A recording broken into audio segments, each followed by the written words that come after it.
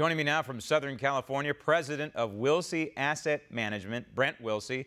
Brent, there is a report out there from an unnamed White House source, aka a leaker, that it's not going to take too much, apparently, for President Trump and President Xi to ink a deal. I don't think we need to hold our breath here and hope it's going to happen during the G20, but it could happen in the next days, weeks, months. Sounds like they're pretty close. I think so too, and I do not expect a deal this weekend either. But what we're kind of looking for is that we want more information about, how the talks are going. Are we close to a deal? Remember back before, it's like we're 90% done with the deal. We want to hear more talk like that. A truce would mean not adding tariffs on the $300 billion of remaining goods going forward that flow in the U.S. And I just don't think we'll see a rollback of the 25% tariffs on the current $250 billion.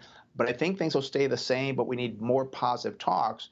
We'll probably get that, I believe, and see a nice rally on Monday in the markets, I believe. The president talking about how robust and how well the U.S. economy is doing right now, and it is. The indicators are looking pretty good. Consumer sentiment is an interesting but important reading, Brent, because, well, in my mind, I want to hear your reasoning, but in my mind it's because we're a consumer-driven society. Oh, and that's correct. These are so important to see these, and these are very important. We got the consumer confidence, consumer sentiment. The final reading was what, 98.2, 97.9 earlier in the month. Now there is some concern. Oh, gee, in May it was 102.4. That's a 15-year high. But if you look where we stand, I mean, in the 90s, that's a very good report. I mean, back in 2008, 2009, put it in perspective. 55, 56, 2011, 55.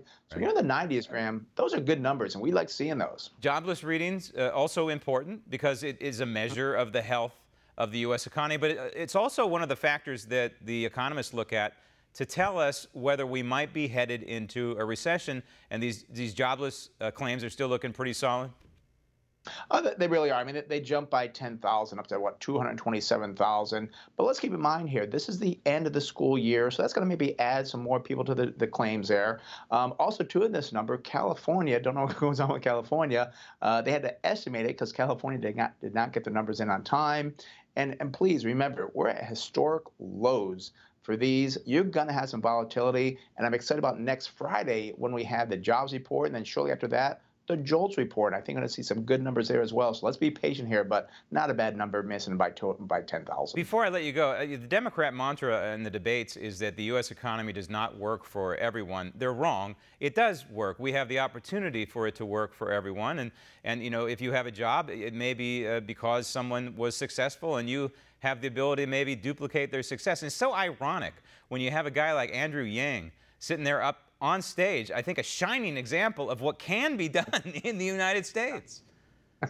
Yeah, I mean, there's so many things that they're misguiding people on and so forth. I mean, I was very excited to read the IRS service data book. Net collections in 2018, 1.57 trillion, up from 2017, 1.48 trillion. Not people paying more taxes. It's because you had 152.9 million tax returns filed versus 150.7 in 2017.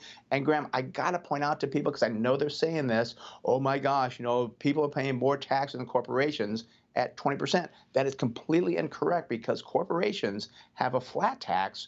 We have a marginal tax bracket on the individual side. So you've got to look at the effective tax bracket for individuals. To get to 20% like the corporations, they need for a joint return over $400,000. So I want to get that right on the record, that you've got to compare an effective tax for personal versus a corporate flat tax. Wouldn't it be nice if we had a 20% flat tax for everybody in this country and we just got rid of all the write-offs? I firmly believe that's where we should be. Don't know if we'll ever get there. I won't hold my breath on that one either. Brent, thank you. Want to see more videos like this? Click on the link below and subscribe to One America News on YouTube, and call your cable provider and kindly demand that One America News is added to your lineup. Call and subscribe today.